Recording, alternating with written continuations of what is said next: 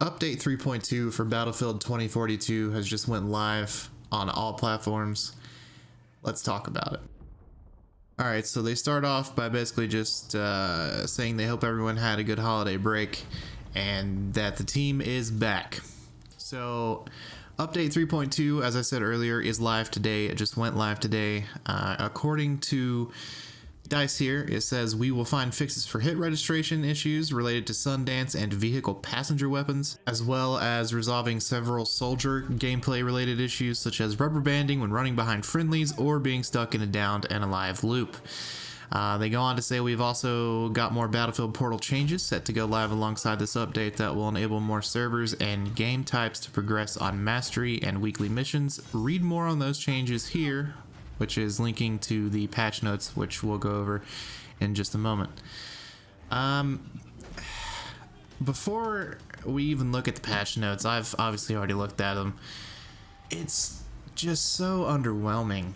There's not a lot of stuff in here that the community is actually wanting. There's not a lot of things in here that really bring a drastic improvement to the game. So let's bring up the patch notes here and just kind of dig into this and go over it a little bit. Alright, so the first few fixes here, like I said earlier in the video, nothing special.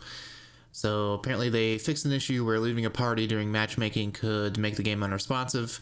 Fixed an issue where connecting to the EA servers after signing up with a new account would not work on the first attempt. They updated behavior of the quit button during gameplay, so it now returns you to the correct screen, and fixed an issue where loading music would stop playing during level load. So moving on to the actual player changes that they've made, it looks like they've made a few small changes again. They fixed a rare occurrence where after landing with the wingsuit, hits wouldn't always register on some parts of the Sundance's hitbox, so they've fixed her hitbox issues. Rubber banding issues, the annoying stuck alive loop that supposedly has been fixed. We'll see. I haven't actually been in game yet. And just a few other random small things. They fixed an issue where the camera shake and audio for landing would unintentionally trigger when dropping from very small heights. I've never experienced that as far as I'm aware in the game. Fixed an issue where being spotted when firing a weapon would spot you for too long. So far, I mean, much like everything else in the game, this patch has been incredibly underwhelming from what I'm reading here. There's, again, not a lot of things in here that are going to really entice the majority of the people that have left this game to come back and try it out, just based on what I'm seeing so far. But there's still a few more patch notes left, so let's continue on and see what else has been changed. So they've made some general improvements to the game stability according to the patch notes and fixed a rendering related crash that would occur for AMD specific users while Sundance was visible on the screen. Looks like they've increased the glint range for the snipers and the softlims in the game. Fixed a few desync issues with vehicle weapons, and they've also improved the effective range and reduced spread on the canister weapon pods for the M1A5 and the T28 tanks. They've made one change to Battlefield Hazard Zone, which is they fixed a black rectangle being present on screen during Hazard Zone at the end of a round. Wow. So not only have they stopped counting the active players for that mode specifically because no one plays it, but the only change that they decided to do was remove a black rectangle. They didn't bother to add anything or change anything to entice players to actually come back and play that mode. No. Let's just get rid of a black rectangle on your screen. DICE, please, what are you doing?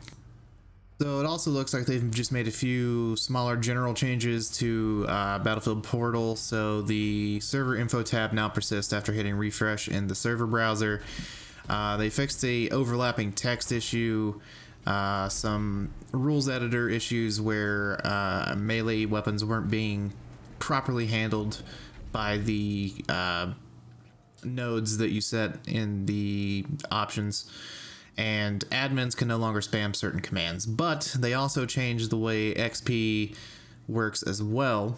So if you play a fully featured experience, which are, you know, the DICE curated experiences that pop up on the main portal tab, you will get full player XP like you would in normal multiplayer mode. You get the full weapon mastery XP like you would in, you know, All Out Warfare. You get all of your ribbon XP, and you can also do your weekly missions. If you have a custom experience that is using all modifiers except the rules editor, AI, or damage and health, you get capped to 300 XP per minute. Your weapon mastery can only be ranked up to level 12. You get no ribbon XP, and you can still do weekly missions. The restricted is basically custom experiences that are using the rules editor, and you've changed, you know, AI and health options. You're only going to get 300 XP per minute. Everything else is locked away under those circumstances in portal mode. Also, earlier, before this patch went live, they said somewhere mid to late February the revised scoreboard was going to be coming to the game, and well, here it is. Yeah. So this is honestly probably the worst scoreboard I've ever seen in any video game. Like, the UI is just terrible. They don't include any deaths. They don't include ping. I just don't know what they're doing. I'm not sure why they're trying so hard to conceal player deaths. It just doesn't make sense to me. Like, if you don't want to see it, just include an option to toggle it on or off, but, you know, give us the option to view that for the entire lobby. Please, DICE. These are basic things that should have been in the game from day one. I'm not sure what's going on. Overall, like I said earlier, I do not believe this is going to be enough to entice anyone that has put this game down to come back and see what's new and improved with this. I've still yet to hop in game to test out the new supposed performance improvements, but hopefully later on today I'll be hopping in and testing all that stuff out to see, you know, how much better the game actually runs on my system, if at all. Yeah, this is not a step in the right direction in my opinion. I feel like DICE really needs to step it up a whole lot more than this and really show the community that they are listening to us and they are going to give us what we want from a Battlefield game. If they don't, this game is going to die. So yeah, guys, that's it for today's video. Feel free to let me know what you think in the comments, and have a good day.